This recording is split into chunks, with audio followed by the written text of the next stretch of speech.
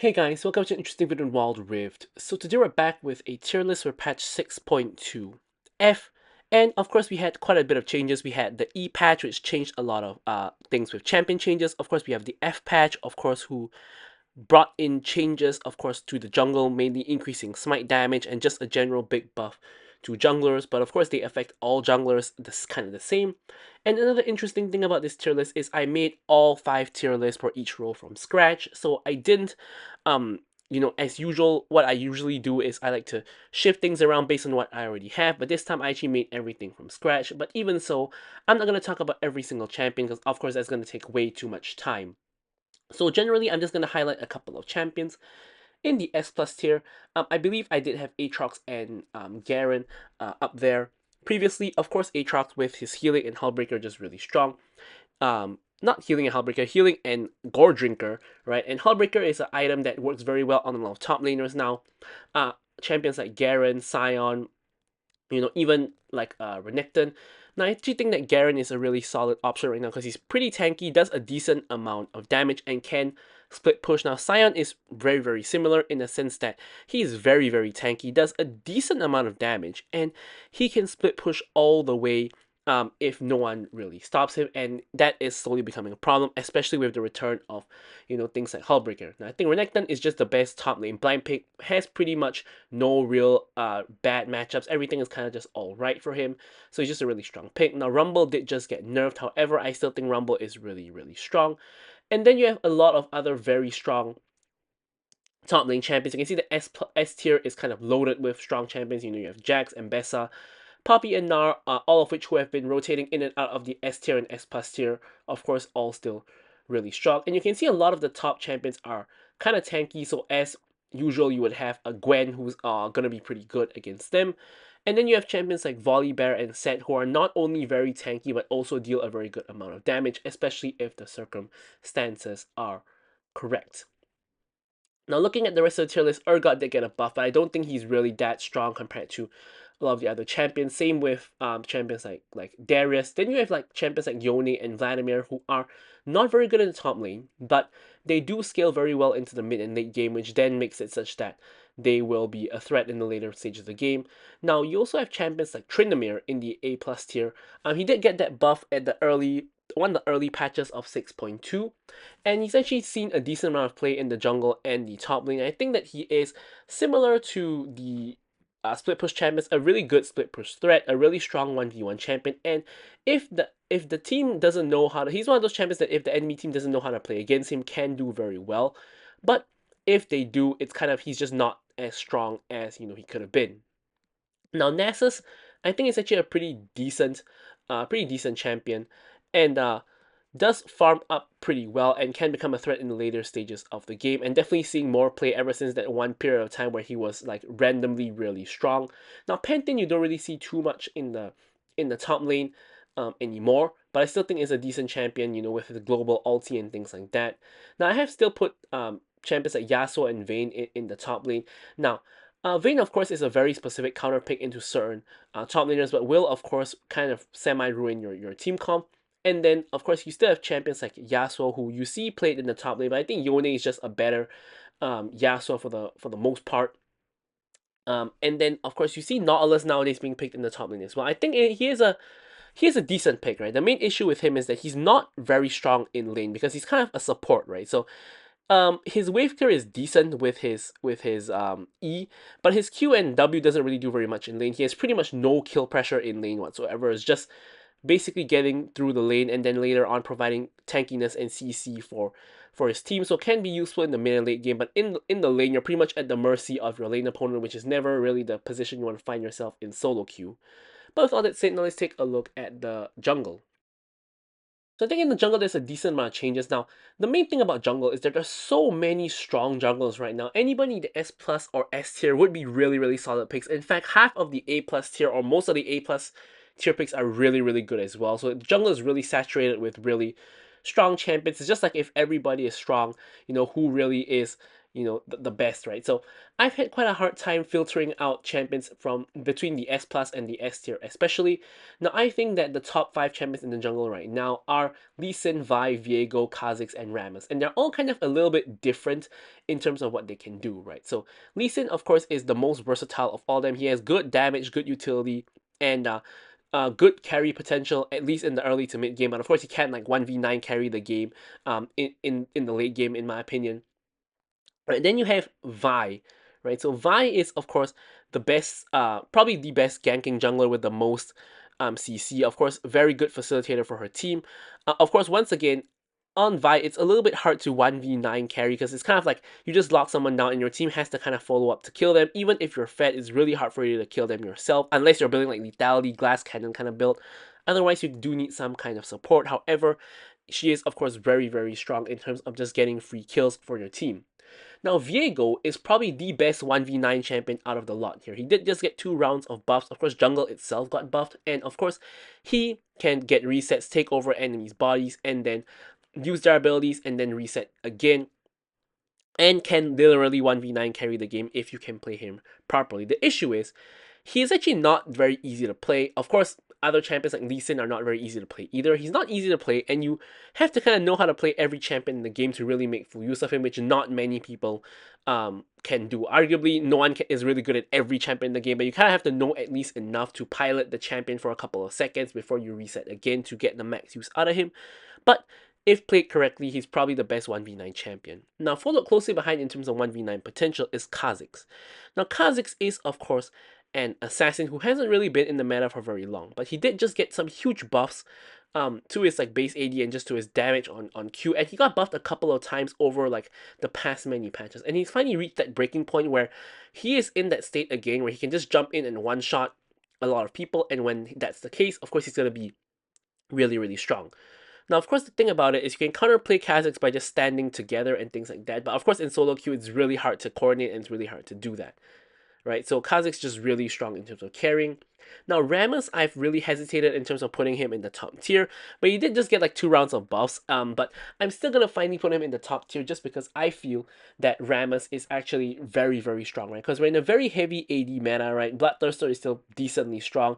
ADCs are common. Senna, you see her a decent amount of times. Yasuo, Yone, a lot of attack speed, like champions, a lot of AD champions.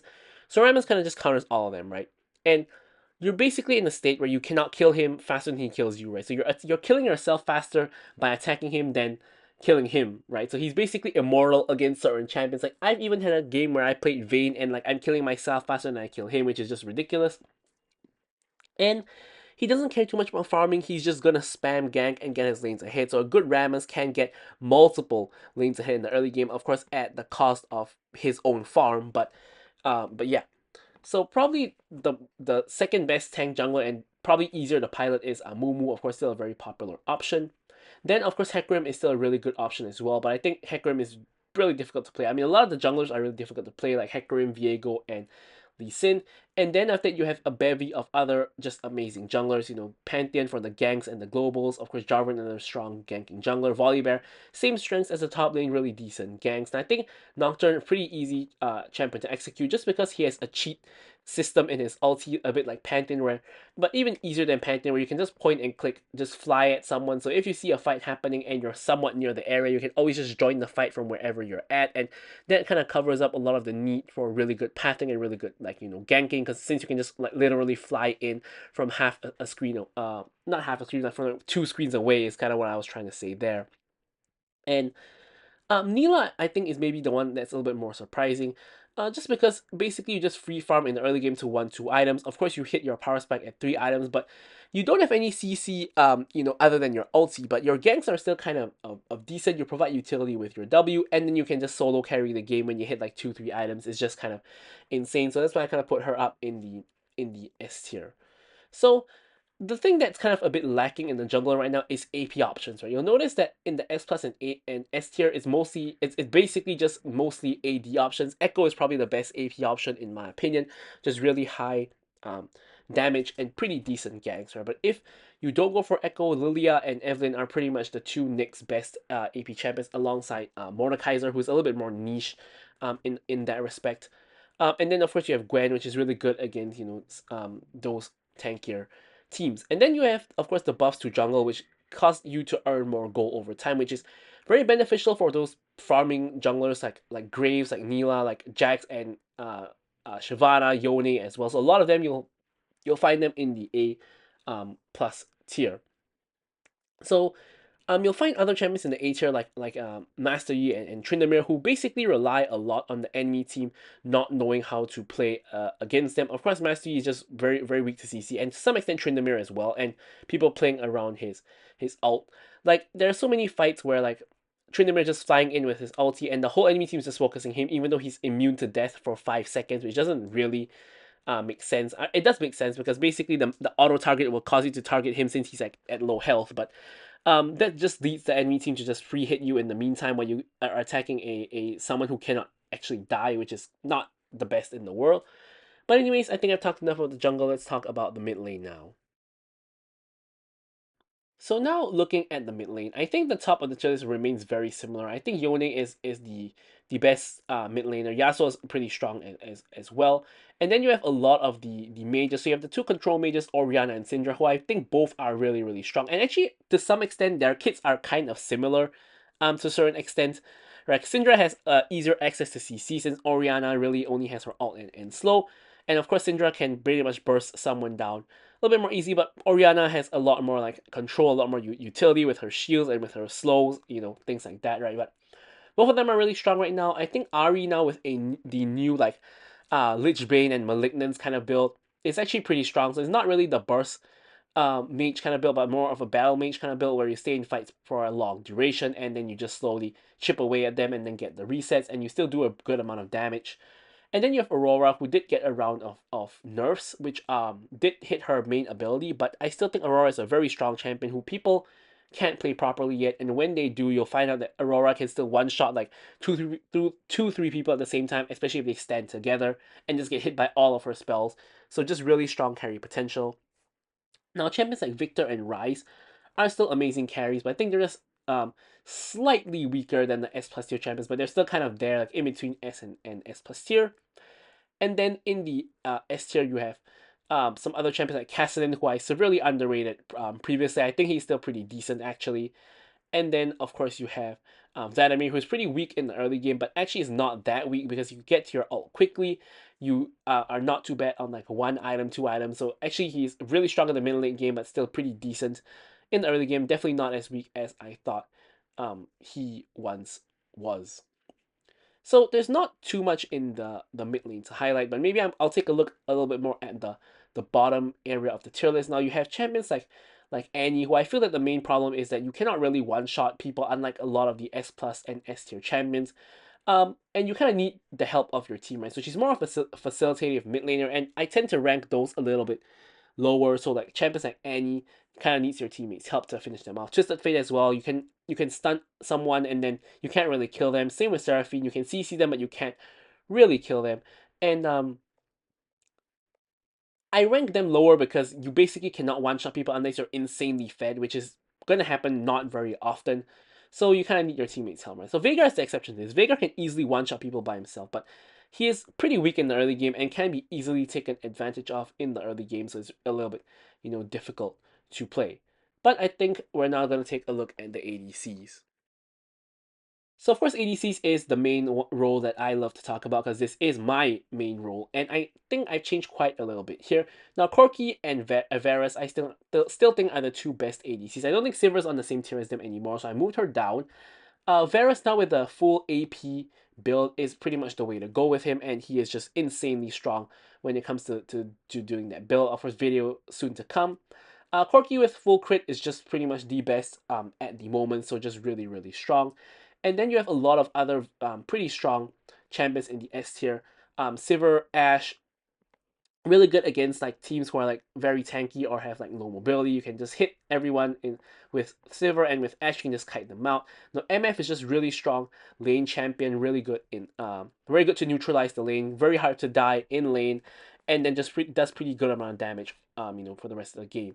Now Xayah and Samira are a little bit more situational champions. Whereas Xayah just great against champions who want to run into her, and Samira is good against teams that have little to no CC and with an engager, so not pickable every game, but in the games that they're good in, they're just amazing. Now, I think I overrated Lucian a lot in the previous tier list. I thought he was like one of the best ADCs, but playing him a lot, I think his damage is a little bit lacking, but he's still really decent if you know how to play him, especially if you pair him with a Nami or a Milio. So Draven, I think also is pretty decent. I've played a little bit of Draven. I think if you're good at him, he can definitely still work out. And now, sadly, I think Kai'Sa and Tristana are just not very strong anymore. I've been playing quite a few games on them, and while they definitely have the carry potential if you are fed, they're just a lot better options in the upper part of the tier list. And Twitch is one of the champions I actually want to highlight here. Now, Twitch I used to think is like pretty much the worst ADC. Now, I think that title now goes to Kalista. Unfortunately, I actually think Twitch is better than like Vayne, Senna, and Kalista. Of course, Neela is a specific counter pick because I've been spamming Twitch and like pretty much one tricking Twitch for like the past week now. And I actually think that if you're good on Twitch, he really isn't that bad. His early game is actually not as bad as I once thought it was, especially since he just got not buffed. I mean, he got buffed not in his early game, but he got buffed overall. So I actually think he's actually pretty decent, right? So of course, you guys are gonna be seeing some Twitch content real soon. Actually, in fact, you guys already saw the Twitch guide that I just made like 2 days ago or a day ago. So you guys will see more Twitch content, coming soon. Now, another pick I want to highlight is Senna, right? So I've seen farming Senna a little bit, and I honestly think farming Senna is better than a champion like Kalista because Senna is in a very, very strong spot right now. You guys will see that like very soon in the support tier list as well. But she's in a very strong spot right now. So if you build like full damage and farm with her, she will still be decent even though she can't really get souls just because of how high her damage really just is. So I think it's actually not that bad. I still think it's semi-troll to play Senna like farming, but it's not as bad as it once was for sure. But now let's take a look at the supports. So with the supports, I've had a big challenge just choosing the S plus tier champions because there's so many strong supports. I think like the top like four S tier champions could be S plus tier as well. But let's take a look at the S plus tier champions first.